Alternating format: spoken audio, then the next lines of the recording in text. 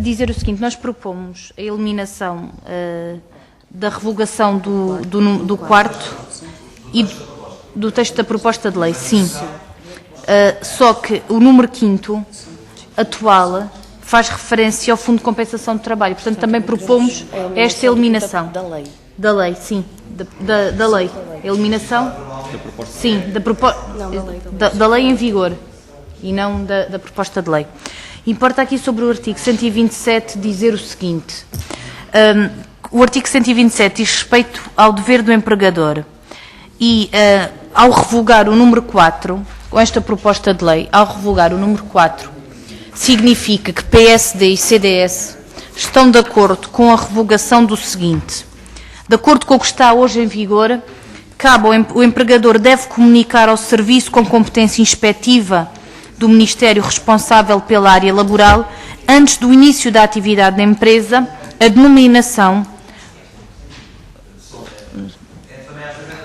Sim, mas é só porque depois eu acho que era importante, porque eu vou fazer uma questão relativamente ao PSD sobre isto. Se está o PSD consciente que está a revogar, entre várias coisas, com a revogação do número 4 do artigo 127, está a dizer que o empregador vai deixar de comunicar ao serviço com competência inspectiva do Ministério responsável pela área laboral, antes do início da atividade da empresa, a denominação, o setor de atividade ou objeto social, o endereço da sede e outros locais de trabalho, a indicação da publicação oficial do respectivo pacto social, o estatuto ou ato constitutivo, a identificação e domicílio dos respectivos gerentes ou administradores, o número de trabalhadores ao serviço e a apólice do seguro dos acidentes de trabalho.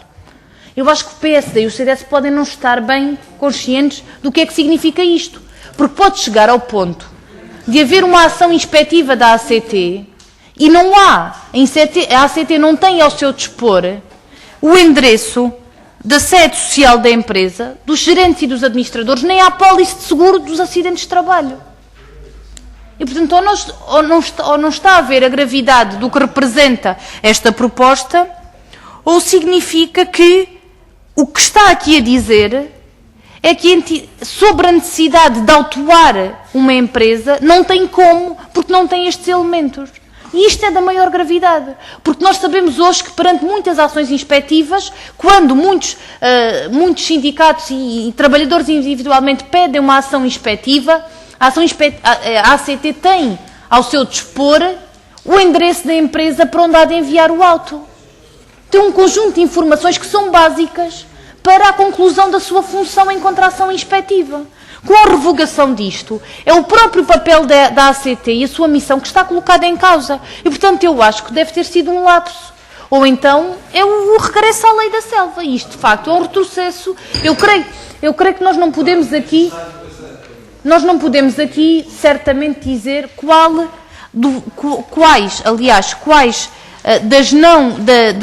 das informações que não são remetidas à ACT são graves. São todas graves. São todas graves pelo objetivo que têm em si. Mas, de facto, há uma que é muito grave, é aquela sobre a qual o empregador já não deve comunicar à ACT o número de trabalhadores, a apólice dos seguros de acidentes de trabalho, o endereço da sede social da empresa e a morada dos gerentes e o domicílio dos respectivos gerentes ou administradores. Bem, é que eu acho que nós estamos a criar aqui um problema do foro já ficou claro, criminal. essa parte.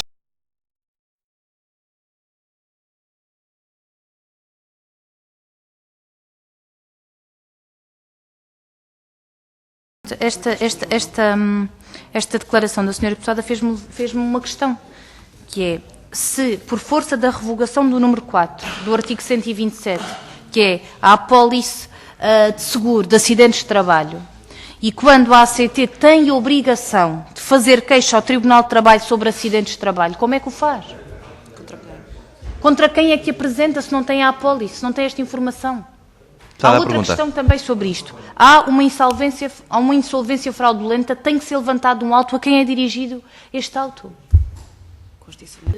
Francamente, nós pensávamos que relativamente ao que aconteceu no número anterior, em que o PSD veio repor que um dos deveres de informação é o instrumento coletivo, o instrumento do Regulamento Coletivo de Trabalho, pensámos que a revogação do número 4 também seria um lapso que é humano, porque as pessoas erram.